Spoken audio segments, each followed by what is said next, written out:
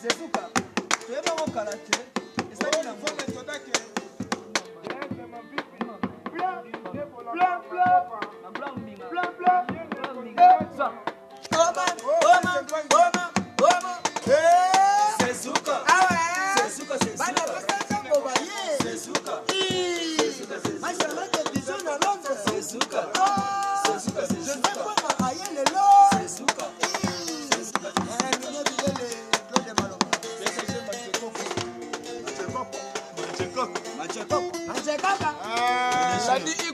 Il était comment?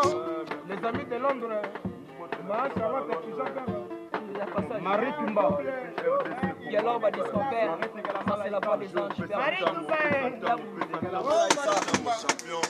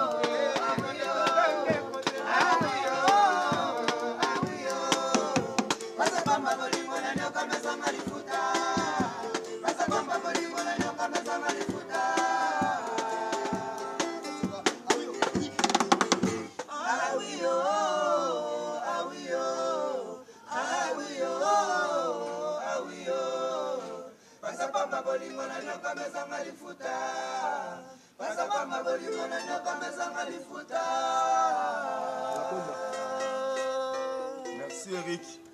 PDG Manje Koko. Merci Eric. Magloire Mbinga Mobali. Marie Tumba. Mimi Kata Mosi. Mère Magui, ya papa Jacques.